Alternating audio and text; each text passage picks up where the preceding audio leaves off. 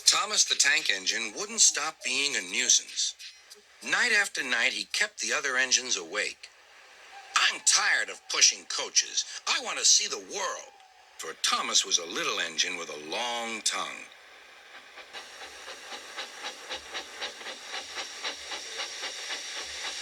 But one night, Edward came to the shed. He was a kind little engine and felt sorry for Thomas. I've got some freight cars to take home tomorrow. If you take them instead of me, I'll push coaches in the yard. Thank you, said Thomas. That will be nice. Next morning, Edward and Thomas asked their drivers, and when they said yes, Thomas ran off happily to find freight cars.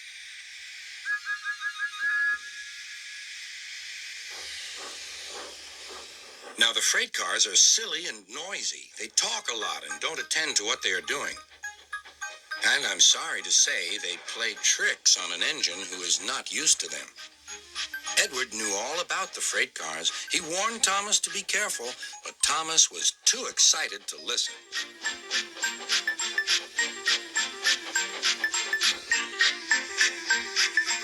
The shunter fastened the coupling, and when the signal dropped, Thomas was ready.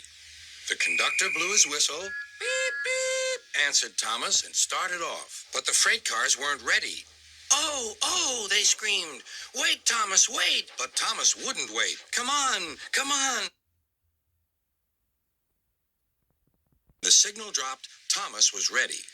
The conductor blew his whistle. Beep, beep, answered Thomas, and started off. But the freight cars weren't ready.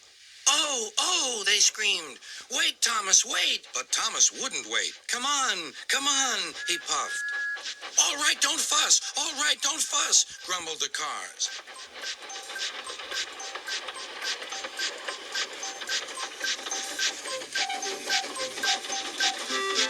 Thomas began going faster and faster. Whoosh, he whistled as he rushed through Henry's tunnel.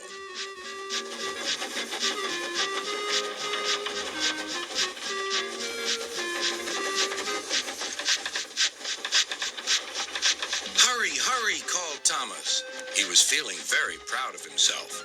But the cars grew crosser and crosser. At last, Thomas slowed down as he came to Gordon's Hill.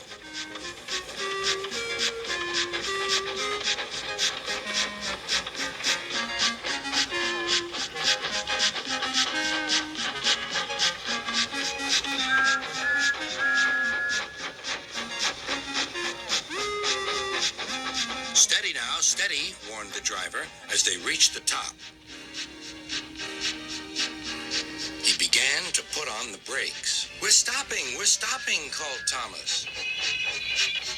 No, answered the cars. Before the driver could stop them, they had pushed Thomas down the hill and were rattling and laughing behind him. Poor Thomas tried hard to stop them from making him go too fast. Stop pushing, he hissed.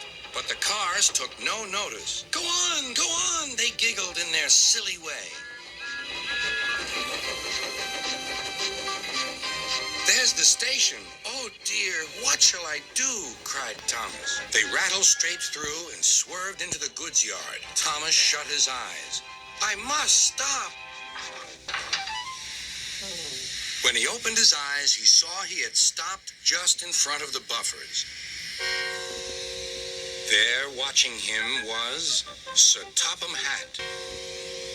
There, watching him, was Sir Topham Hatt. What are you doing here? Was Sir Topham Hatt. What are you doing here, Thomas? He asked. I've brought Edward's freight cars, Thomas answered. Why did you come so fast? I didn't mean to. I was pushed, said Thomas. Didn't mean to. I was pushed, said Thomas. You've got a lot to learn about freight cars, Thomas.